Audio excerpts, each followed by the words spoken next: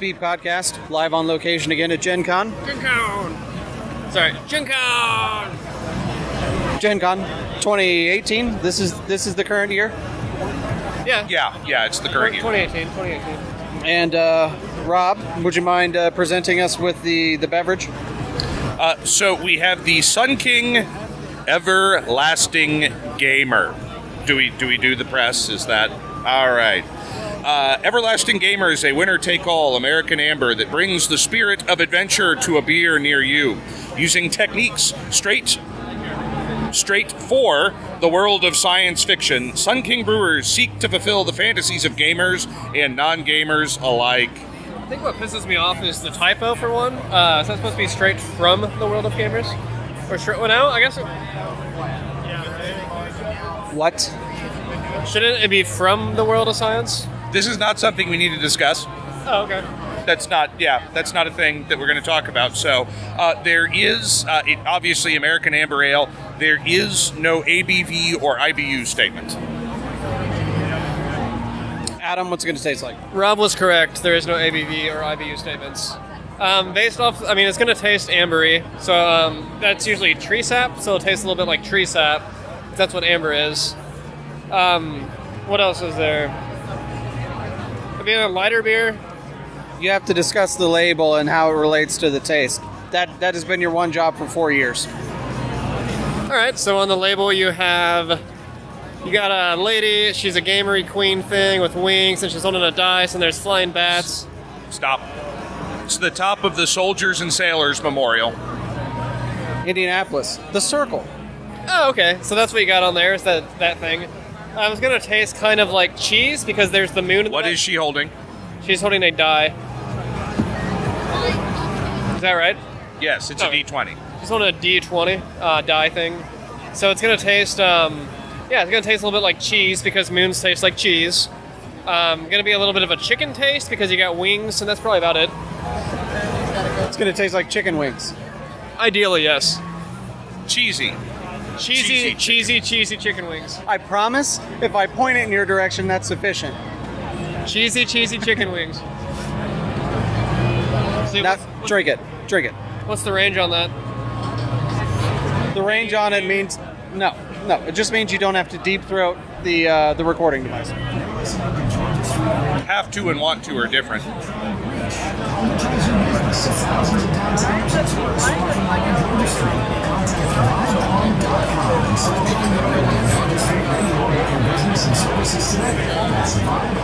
It doesn't taste. Sorry. It doesn't taste as like. It doesn't taste like what I was expecting. Like it's a little bit thicker and darker. So it doesn't taste like cheesy chicken wings. I did not get cheesy chicken or wings. It tastes a little bit like darker and thicker than I was expecting.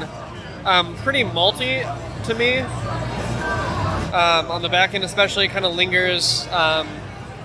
Maybe I don't know what an amber is, and that's the issue. But I thought it was going to be a little bit lighter tasting, and this is kind of like a medium beer. Definitely got some malt. This one, fairly hoppy. Certainly not over the top, but for kind of the medium body on the beer, the hop is certainly, quite frankly, kind of the star. Pairs well with the malt. There's a good amount of bitterness. There's something at the end that I'm trying to figure out. It's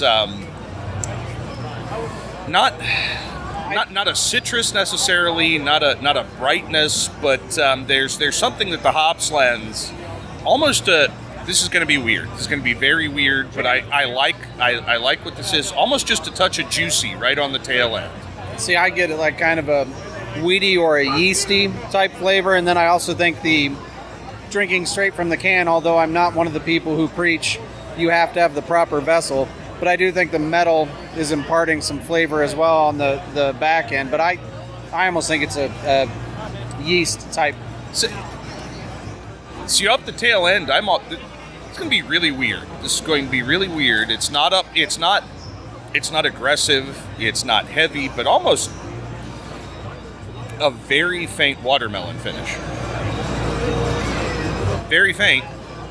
I don't know what to tell you. It is what it is. I cannot confirm watermelon. don't know. There is something on the back end that is a little bit fruity-ish, but like it is minuscule. But I mean, I don't know if it's supposed to have any of that in there. How about you rate it? I'm just gonna give this one a meh. It's okay, but like it's not really. I don't know. I guess to me it doesn't really taste like an amber. How does it stack up to prior years? Prior years I've liked a lot. Other years better. For why? They're just tastier, I guess. Like I really like the froth of Con. There's another one I really liked. I don't know. Like I guess my expectations are always so high, so maybe because of that. Well, help me out with what you liked about those, and then what's different this year. Because they're all different styles of beer.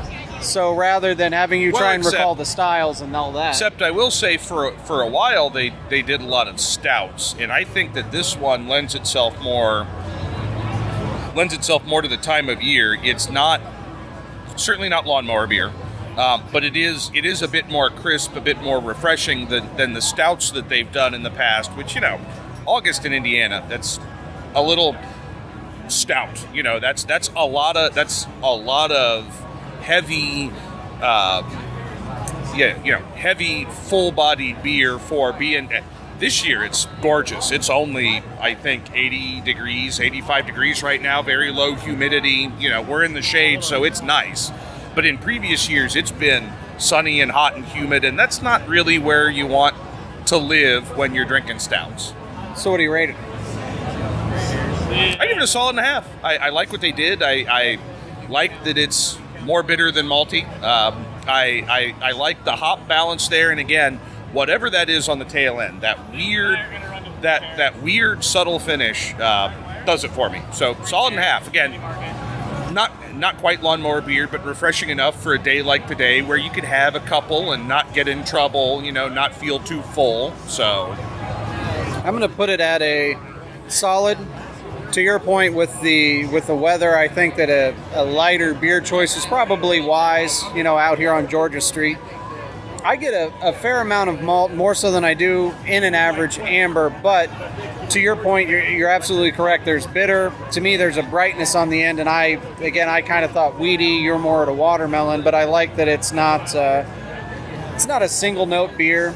For it being something kind of for the masses and people who come to Gen Con and maybe people who aren't even always your typical beer drinker. I think it's very approachable and enjoyable. Like people aren't necessarily always seeking out a craft beer. Maybe they're just trying it because it's a Gen Con beer. So you mean like people who are usually in basements and don't go out and try beer? That's not what I said. I mean, I think that's what you're going towards.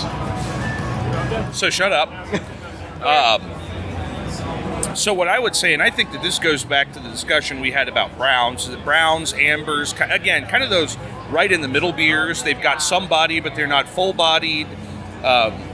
Again, they don't necessarily have the utility of the lighter bodied beers. They're not lawnmower beers. They're not usually considered, really hot weather beers. So it's, in my opinion, kind of those categories that fall in the middle are. They don't tend to impress, right? They have that extra bar they have to overcome because they don't have the utility again.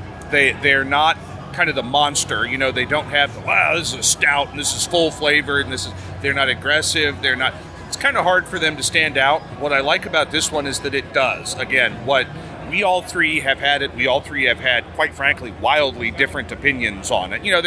Everybody said it's a little bitter. There was obviously some malt there to varying degrees, but this is one that's pretty interesting. And so that in and of itself, the fact that it's an amber and it's memorable, gets a high rate from me.